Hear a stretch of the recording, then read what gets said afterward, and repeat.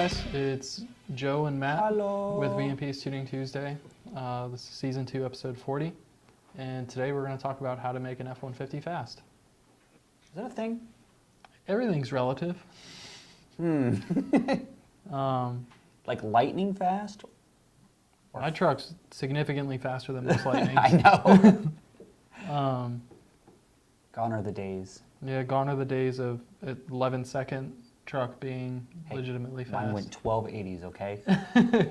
It had a lower and long tubes and a JLT. So context for those that don't know, you've previously owned a Lightning. Yes. I currently own a 17 F-150.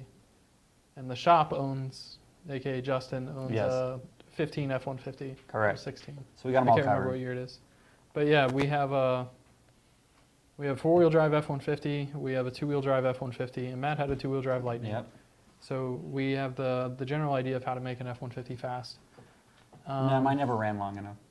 Sad. The struggle. No, with it wasn't Lightnings. that. I kept the miles off of it. That thing, I sold that thing in 2010, so it was an 04. I sold it in 2010 with 11,000 miles on it. So it basically had like 2 oil changes on it. And my entire It'd history. still be worth good money if you had it. I wish I had kept it. Yeah, because 2010 was probably that was when they a little had bit of a tanked. dip. That was the day. I got 18 for it. God. I got 18 for it. Even if it had 20,000 miles, it'd probably be worth 27. Yeah, and today. it was Sonic Blue. Oh man. So yeah, you it's did bad. sad. It was very sad. Very desirable Lightning these days, but not to get too far off topic. Yeah, I got you.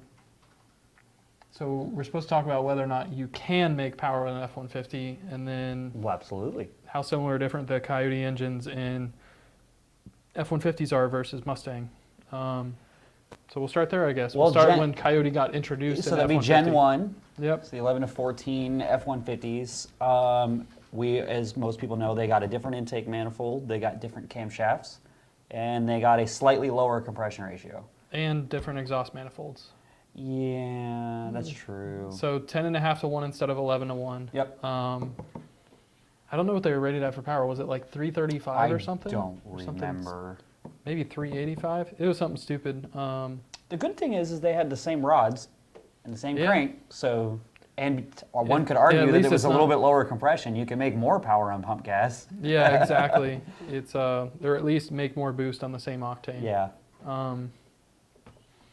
So that was the start of it. In 2015, they got the benefit to the 11 to 14s is they're the same firing order as Correct. Mustang. Yes. 15 to 17, they have very, very similar cams to Mustang. They still have a lower static compression, 10.5 to 1. Yep. They still have subpar exhaust manifolds, and they still have a different intake manifold. But the cams really help keep it on a similar playing field to Mustang in terms of power potential. And then 18's kind of like the game changer. Yeah, because that was when Ford, for what I understand, Ford finally just gave up. And they were like, fine, and you get the same, and you get the same. You get the same, you get the same everything. Right. So from what I can tell, the trucks are all the same for the Gen 3s. Yeah, I think They the all got oil this pump's everything. the only thing that's different. There is that, and that's because the pan's a little bit different. But Yeah. power-wise. Power-wise, the two are very similar. Right. I'd say arguably the potential is very similar between the two. Yeah. In terms of what you can do with them and whatnot. And most for F-150 to Mustang in general, at the end of the day, it's still a Coyote.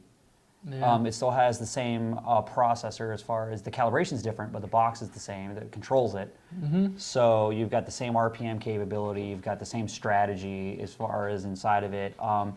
There is, now I will say that their speed density versus, in 2015, their speed right, density. they switched over to speed density versus mass air. But as far as power potential, they're about the same. Yeah. And the transmissions, the 6R80 and now the 10R80. If it's two-wheel drive is very Right, similar. It's very similar.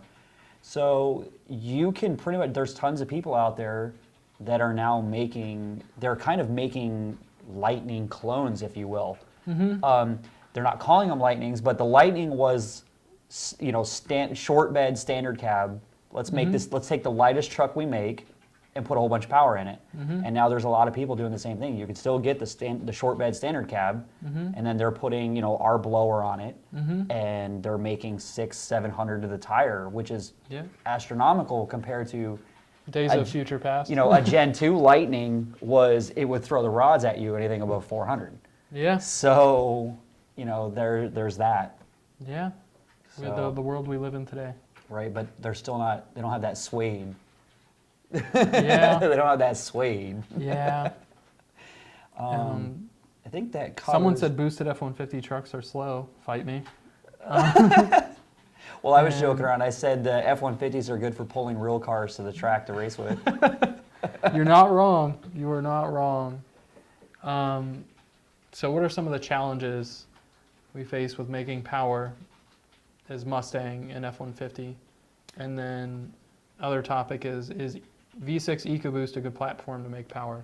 So we'll start with challenges F-150 making So power. the first one, obviously the weight, there's a big weight disadvantage with the thing. That's and it really depends on what generation we're referring to. Correct, because the aluminum ones obviously helped out a lot. Yeah, a lot. I think the main problem, I think this also covers the Ecoboost guys, is at the end of the day, the truck guys are still using those trucks. So they're not, the aftermarket, there's plenty of aftermarket for the truck, but it's just not the same, and rightfully so. Yeah, it's a lot of it's not like there for the truck lift guys. kits, Right. power retractable side steps, Yep. lighting, hoods, grills. Yeah. We're starting to see that Bumpers. come around now, because now you're starting to see there's tons of Gen 3s out there, especially like the On 3 guys are really pushing the envelope with the you know, the turbo Gen 3 stuff. You know, Whipples there's a lot of Whipple ones, stuff like that. There's some Roush trucks. So people are really starting to push it. I think it's starting to come around, but for the longest time it was, I still use this as a truck. So I don't want to go overboard with it. Whereas Mustangs are generally toys for people. Yeah, Trucks, exactly. they have to live in them and work in them. So they don't seem to get modified as much as the Mustangs, and therefore at the end of the day, I don't think the aftermarket is as strong for them. At least not for the power side of things. Correct. So generally, Like when you get come in and outside will of, say, I want to make 1,000 horsepower in a truck, not that many people do that. No, and then you have the main aftermarket market. That's weird to say that. The aftermarket for trucks seems to be primarily focused on cold air, catback, tune. Which is predominantly what then- that clientele is going to do to their truck. Exactly. And the Ecoboost falls into that same category, where the Ecoboost guy does a handful of bolt-ons, and then that's it. Yep, You know what I mean? They do their downpipes, they do their catbacks, they do their cold air intakes, and then... And I'd venture to say that the most common is tune, followed by absolutely. catch cans, followed by intercoolers, then downpipes, then upgraded turbos and stuff like that. Pretty much, you know, I've probably tuned 100 Ecoboost trucks, and I bet I've tuned 10 of them with some kind of methanol injection, and then I've tuned 2 of them that have a turbo upgrade. Because that's just that, there's that hard wall where after you cover these little bolt-ons, then from there on out, it gets very expensive to mod, and the amount of people doing it goes way, way down. Exactly. So I think that's kind of your limitation with the Ecoboost market is you've got an engine that'll handle 600 to the tire, a little V6, it'll handle 600 to the tire. It's just that because it's the path less traveled upon, there's not as many people doing it. And then of course it's a much harder PCM to tune. A lot of people, it's not the same. Yeah. So the number of people necessarily modding them goes down because there's not necessarily as many people that understand them. Yeah. So there's that as well. Ah, I see the difference now, and the name is highlighted or bold now. So that was boosted F-150, aka Dorian, that said trucks are slow. Oh. Which is him poking fun because his truck isn't slow. And then Or now we is have it? crowd control that says can't tow with a Mustang, just saying. You can, just not I feel a lot. like you can. Yeah. I don't know, if Real Street can take their Supra out, they're like 6-second Supra, and go pull jet skis out of the water, then I don't know why your Mustang can't. Very true. That covers most of the I think why there's much of a big gap between, at the end of the day, Mustangs are toys for most people, and trucks are still work trucks for most people. Yeah, and I'd say the 11 to 14 trucks, the issue with those is the weight, and also the fact that the some of the PCM limitations that you deal with on the 11 and 14 truck PCMs Yeah. versus 11 and 14 Mustang PCMs. They're MAF like the Mustang is, but the cap you can get them to before the cams reset is Right. lower than Mustang, and then it's hard to get around the weight. Yeah, exactly. They don't have the aluminum body on Yeah. them, so they're You're talking like a 5,500-pound truck. yeah. Because I'm trying to think. I'm trying to remember. My Lightning was, of course, those had the aluminum hoods and stuff like that. And they had fiberglass bedsides. Yeah, and that one I think weighed 4,800, if I remember right. Yeah, my truck. Which is still fairly hefty because it had a big old cast iron 5.4 motor with a big blower on top of it. So there's that. My truck, I think it's 4,300 without me in it and 4,500 with me in it, or it's 4,100 without me in That's it crazy. and 4,300 with me in it. Because I of can't the remember aluminum? which. Yeah. Dude, that's so. I mean, so your truck is lighter than a Hellcat by a lot. Yeah. So put that into perspective. I want to say the truck's only 100 or 200 pounds heavier than a Mustang with someone in it. That's crazy. So like if I was to race a Mustang and the person in the Mustang had a passenger and I did not have a passenger, it would be a pretty close race if we made the same power. That's pretty nuts. Yeah.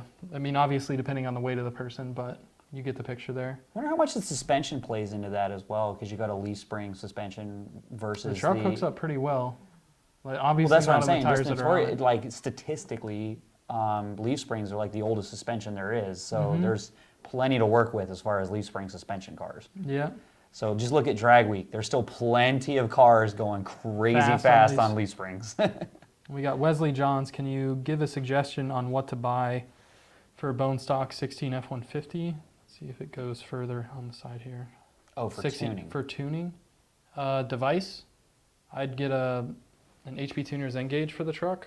And as far as mods and whatnot, it really depends on whether you're talking 5 liter, 2.7, or 3.5. Or The good old worst case 2.7. scenario, 3.7.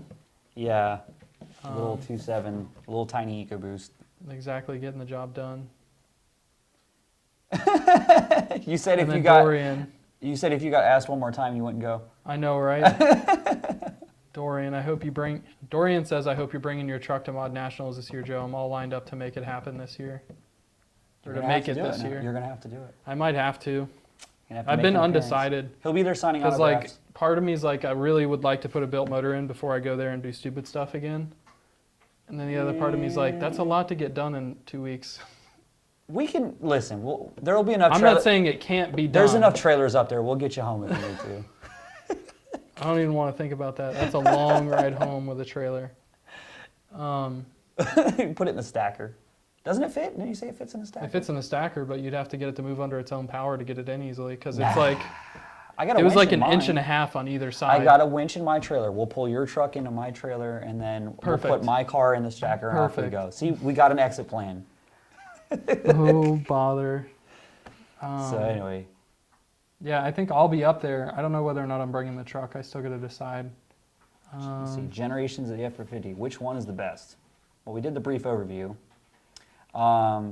In my opinion, there's the cost of weight, or I'm sorry, the cost of performance, because the Gen 3 is incredible with the 10-speed. It's Yeah. incredible. Yeah. It makes all around makes more power. It's got stronger rods. It's got the 10-speed, but there's the price of admission. Yeah, It's I'd a new truck, so you're automatically dropping high 20, low 30 or more. Yeah, depending I'd on say an options. 18 to 20 truck would probably be your best bet if your ultimate goal is to have a fast truck. If you're looking to go fast on the street, a four-wheel drive truck's probably a good idea. If your ultimate goal is to be very fast in a straight line on a prepped or semi-prepped surface, a two-wheel drive truck on a tire, I think Yeah. has the potential to be faster than a four-wheel drive truck just from ultimately the weight standpoint. I think the four-wheel drives are automatically 250 or 300 pounds heavier than a two-wheel drive truck. Yes. Well, it's got a big old transfer case, extra drive shafts, front diff, all that good stuff. Front diff, axles. Yep. So yeah, you're looking at about 250 to 300 more pounds for a four-wheel drive truck, but I'd say if you're not looking to run mid to bottom nines, you don't really have to worry about it. A four-wheel drive truck will do just fine. And arguably, you can get a four-wheel drive truck down into that range. It's just going to take more power to do so than it would take a two-wheel drive truck that hooked up. Right. And also the 15s, like the second gens, they still had decent rods. If I'm not mistaken, they got the same Gen 2 rods. Yeah, same Gen 2 So- rods. They just have weaker pistons. Right. But, Pistons are fine as long as you're nice to them. yeah, and as long as your catalytic converters are nice to them. There is that. So what I'm getting is the Gen 2 is probably more of the budget-minded if you want to get into a fast F-150 because Yeah. now they're at this point in time they're 3, 4, or 5 years old. You can kind of, You can usually schmooze a deal a bit better. yeah, there's cheaper mileage ones out there, especially if you're gonna put an engine in it anyway. It's Yeah. got the 6R80, which is Stout. it's a stout. That's a proven transmission, obviously. So maybe that's a better way to do it. There's some good upgrades for it that you can do. I think the Gen 3s will take you farther for less, Yeah. but But if there's your a ultimate higher goal cost is of to be emission. fast, I think you can make a Gen 2 truck just as fast as the Correct. Gen 3 truck. Yeah, because keep in mind the Gen 3 stuff is still new. Yeah, and I also don't want to confuse people. We're not talking about like generations of the F-150. We're talking about the Yes, generations of of the Coyote. engine. Yes, and correct. I don't know what generation F-150 we're on. We're like I 10th think or it's like 11th. it's like 13th or 14th gen. Yeah, it's something ridiculous. And then supposedly we got a lot of people asking about superchargers for 18 up F-150s. We're coming out with our 18 up Mustang blower probably beginning of next year. We'll probably have the F-150 blower out not too long after that. Talking about Ecoboost swapping as O2 Ranger. OEM was 3 slow. It's a parts chaser, so I'm thinking 4-cylinder. Any recommendations? Engine harness, donor car. The only thing about the 2.3 is that it doesn't seem to be, well, one could argue, say it doesn't seem to be as strong as the V6, but if you really think about it, it's 2 less cylinders. Yeah, So the amount of power that each rod handles seems to be about the same. yeah. That's the only thing about the 2.3. I'd say put a 2.7 in the truck. Yeah, I'd do In the 2.7 or the 3.5. Granted, he's already got the 3-liter in it. I obviously haven't seen anyone do this swap, so I haven't paid much attention to it. But I feel the 3.5 is going to make a lot more power, and I don't necessarily see the 3.5 being any more expensive than a 2.3. So, but to answer your question, or one of your questions is the 2.3 is about done at about 400-ish to the tire, if I'm not mistaken. Yeah. Some people have made more. It's just a matter of it's on borrowed time. Or if it's methanol or not methanol Yeah. or I E30, mean, not 400 E30. to the tire in a Ranger is a lot of fun. It doesn't weigh anything, Yeah. but for the amount of work you're doing, And the amount of money you're going yeah, to be for spending. me personally, I would go to the 2.7 or the 3.5, Yeah. and because I feel it's going to be the same amount of work, and you'll have more engine and more availability Yeah. with a 3.5 versus the 2.3. You'll have a higher potential. Yeah, that one will go 600 with fog it with a bunch of methanol, slap some turbos on it, and you got 600. And send it.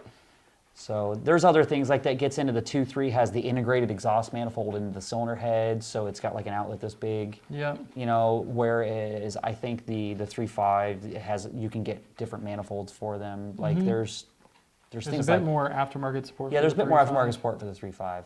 So it's where I'd probably go with if I had my choice. And I think that's basically then- the No, I think that's basically it. I guess in summary, if you want an entry-level stock engine, really fast truck, and you want to do so and have traction on the street and on the track at a four-wheel drive truck. Yeah, If you want a just don't wheel hop it. yeah, exactly. How to have a bad time. If you want a truck that's just going to be like an all-out race truck, doesn't really matter Gen 2 or Gen 3. Just pick one, build it, and go to town. And The other thing that we didn't cover, the quick thing that we didn't cover is the Ecoboost versus the Coyote. Which one is better? And that one, EcoBoost with a blower or turbo will slay, or a 5-liter with a blower or turbo will slay Correct. a 3.5 or a 2.7. yes, there is that. So that's where I was going with that. Yeah. It depends on your overall power potential. You've got the EcoBoost that you can basically toss a tune in it, and the thing picks up 100 to the tire. Throw some downpipes and intercooler on it, you're up another 50. But then, like I said, we hit that wall where Yeah. it starts getting real expensive. So you can Then make you need- 400 or a little over to the tire pretty easily on an EcoBoost, which is more than a Coyote. But then once the Coyote, you start modifying that, it's going to leave the EcoBoost in its dust. Yeah, So it's tricky. correct. How to And get if I'm an not LS mistaken, the 5-liter is a cheaper truck than the EcoBoost. I believe it's more expensive to buy the EcoBoost model, if I'm not mistaken. I think EcoBoost is a little bit more expensive. I think the 5-liter price, or no, 5-liter is more expensive than a 2.7, if I recall correctly. Yes, I think it goes 2.7, 5-liter, 3.5. Yeah. I think 3.5 is the premium Yeah, for like the most expensive or it's what options they package. consider it. Yeah. So there's that to factor in as well. I just wanted to And hit then on how to that get too. an LSD in your F-150. I think we were talking about doing a video on that, aren't we?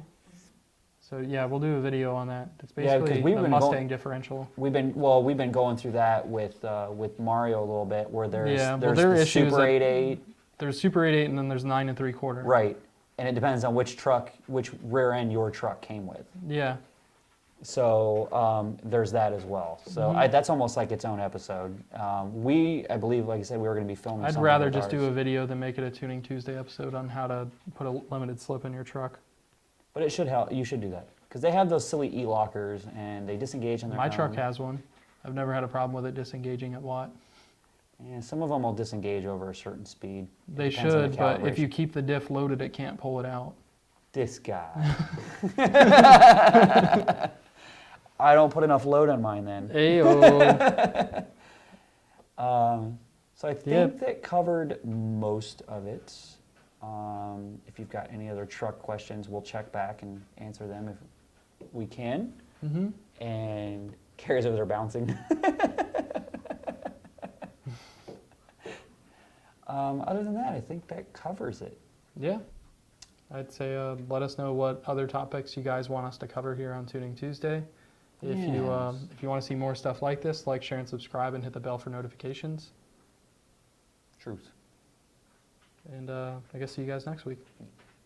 Bye.